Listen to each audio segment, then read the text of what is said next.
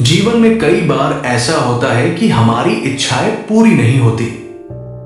जो हम चाहते हैं वो नहीं होता और जो नहीं चाहते वही हो जाता है। लेकिन जब हम पीछे मुड़कर देखते हैं तो समझ में आता है कि जो हुआ वो हमारे भले के लिए ही हुआ था।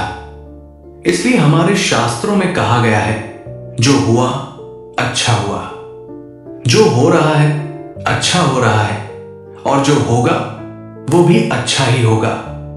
एक बार की बात है, एक किसान के पास बहुत कम जमीन थी। वो दिन रात मेहनत करता, लेकिन उसकी फसल अच्छी नहीं होती थी। एक साल उसने सोचा कि अब ये जमीन छोड़कर किसी और जगह चला जाए। लेकिन उसी समय गांव में एक बड़ा बांध बनने लगा। किसान की जमीन बांध के पास थी और सरकार ने उसकी जमीन का अच्छा मुआवजा दिया। उसे एहसास हुआ कि यदि वो अपनी जमीन छोड़कर चला जाता तो ये अवसर उसके हाथ से निकल जाता।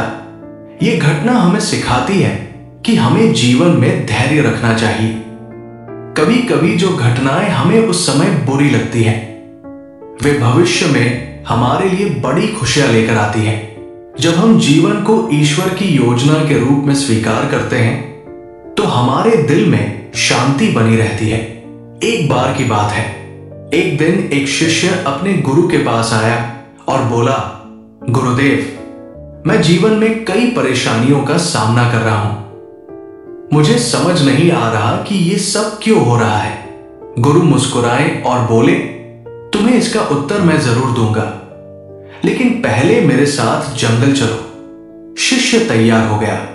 गुरु ने उसे एक घड़ा दिया और कहा, इसमें पानी भरकर लाओ। शिष्य ने घड़ा लिया और नदी की ओर चल दिया।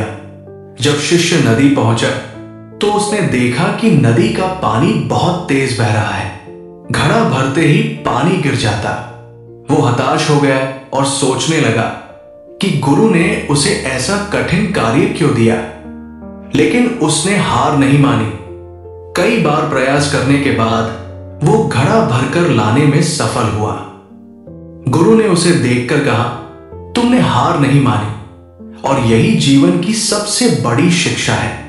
परेशानियां जीवन का हिस्सा है, लेकिन यदि तुम धैर्य और निरंतर प्रयास करते हो तो सफलता तुम्हारे पास जरूर आएगी। ये कहानी हमें सिखाती है कि जीवन में धैर्य और संघर्ष के बिना कुछ भी हासिल नहीं किया जा सकता। हर कठिनाई हमें कुछ नया सिखाने के लिए आती है।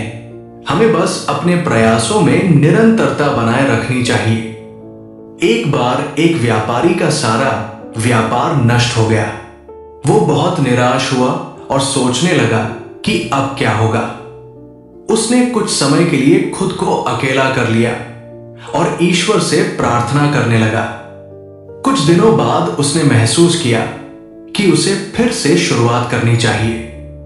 व्यापारी ने छोटे स्तर पर अपना व्यापार शुरू किया।